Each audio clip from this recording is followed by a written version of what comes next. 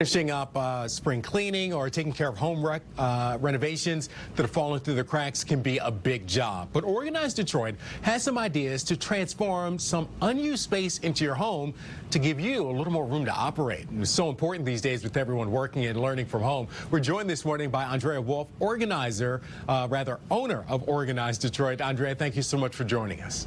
Absolutely. Thanks for having me. All right, so for folks who are not familiar with Organized Detroit, tell us a little bit about who you are and what you guys do.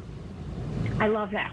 Okay, so I've been doing this for 15 years, me and my girls, and we come into people's homes. We have kind of a twofold business. We organize existing spaces. We help people go through basements, kitchens, storage rooms, attics, organize, get rid of, purge, set systems up, and get people's homes organized in a way that functions best for them.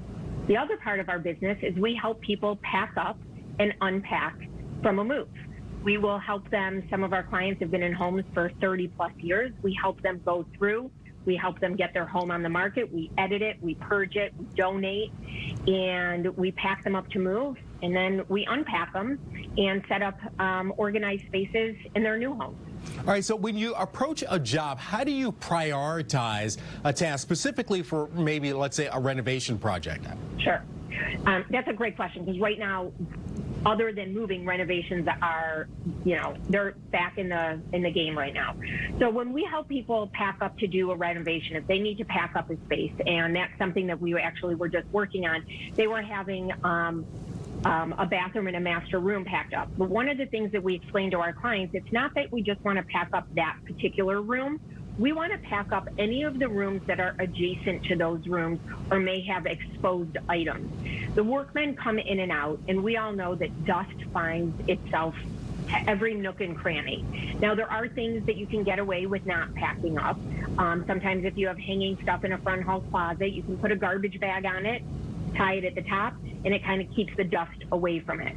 But most of the time when we're doing a renovation, we pack up. We really kind of extend the packing up well beyond the space that's being renovated, because in the end, when you have a cleaning crew come in and do that last thing, you really want to feel that that whole house has been updated and renovated, even if it's just a particular spot. All right, so we now have to pack up more than we originally thought. How do we pack? I think you love it more in the end. I believe you. But how do we pack efficiently? Because now I have to pack up a couple of extra rooms, and I may only have so much room to actually store the items that are packed. Sure. So one of my big things is, obviously, I always say, only pack up what you want to unpack and look at again. If you don't want to see it again, don't pack it up, because it's going to resurface. So that's a good time to start purging that. As far as packing efficiently, I always say take like items. The more like items that are packed in a small or a medium box versus a large box, the more likely that you are to empty that box in its entirety and get it out. Sometimes when you use too big of boxes, your packing gets inefficient, because you could have 3 different areas in that large box just to fill the box. Whereas a small and medium box, you can kind of keep it more specialized to a specific item or a specific area in the home. When it does come to space, I would think about where those boxes need to be. And they really could be anywhere. You can throw a tarp over the boxes. You can put them in a closet. You can tuck them into a side against a wall. You can move them to the garage. When they are packed, that's actually when they get the least amount of dust.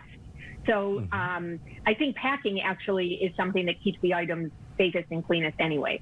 All right. Andrea Wolf, owner of Organized Detroit, thank you so much for joining us this morning, and folks can find you at organizeddetroit.com. Absolutely. Thanks for having me back. Thank you. Really appreciate it.